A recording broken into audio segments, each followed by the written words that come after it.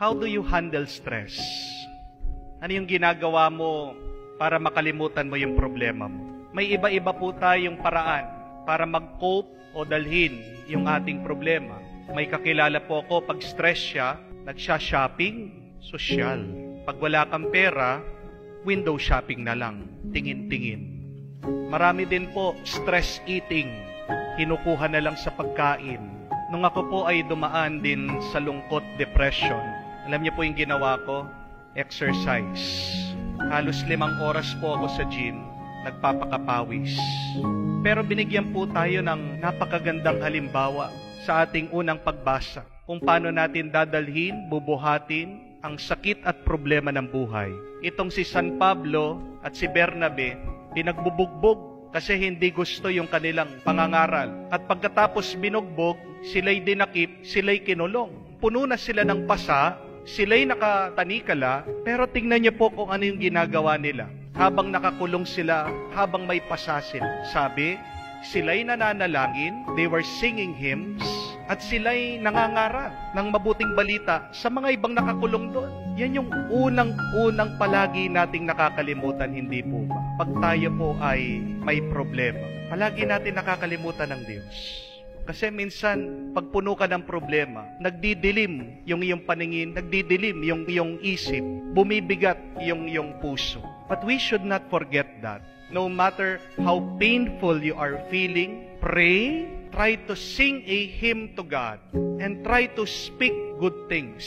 Try to preach the Word of God. Kasi meron pong milagro. Hindi niyo po napansin, habang nagdadasal daw sila, habang kumakanta sila, habang sila po ay nangangaral ng mabuting balita, nagkaroon ng lindol, earthquake, bumukas yung mga pintuan. Ito yung kamay ng Diyos. Milagro, naranasan nila. How can you expect God to create a miracle in your life if you're not praying? Paano ka magkakaroon ng milagro sa buhay mo kung hindi mo binubuksan yung puso at isip sa Diyos? How can you attract good and positive things if you're not opening your mouth to good and positivity? Kung lumalabas sa bibig mo, mura. Kung lumalabas sa bibig mo, napakasama. Sa tingin mo, ano yung mararanasan mo? Sa tingin mo, ano yung darating sa iyong buhay? Hindi po ba masama din? Yung iyong nilalabas, negatibo, sigurado negatibo din ang darating sa iyo. Yan po yung isang pinagtatakan ko Meron mga ibang tao nasasaktan na. Bakit yung tugon nila, sagot nila doon sa sakit na kanilang nararamdaman, sakit din? Halimbawa, yung mga nasaktan dahil nagkaroon sila ng broken relationship, niloko sila, sila'y nagkahiwalay nung kanilang minamahal. Anong ginagawa? Naglalaslas. Ang sakit na nga ng pagiging broken-hearted. Tapos ikaw maglalaslas ka pa. Sasaktan mo pa yung sarili mo. Di ba? Parang ang hirap intindihin po nun, no? Nasasaktan na, gusto mo pang saktan yung sarili. Yung mga iba, napakaraming utang. Anong gustong gawin? Magpakamatay.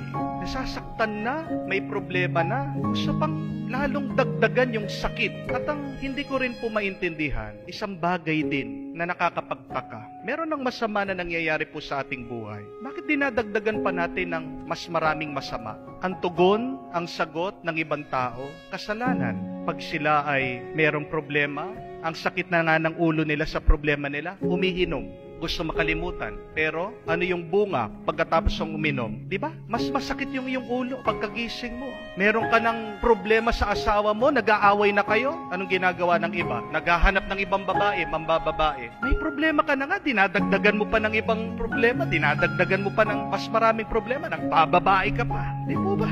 Yun yung nakakapagtaka. Meron ng problema sa pera, napakaraming utang na kailangan bayaran. Anong gagawin? Nakukuha pang sumusugal, nakukuha pang magkasino, nakukuha pang magsabong. May problema na.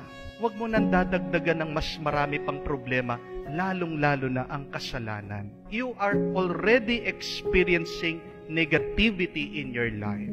Anong mas magandang tugon, sagot doon? Kailangan isang bagay na positibo. At ano yung positibo na magagawa natin? Yung magdasal.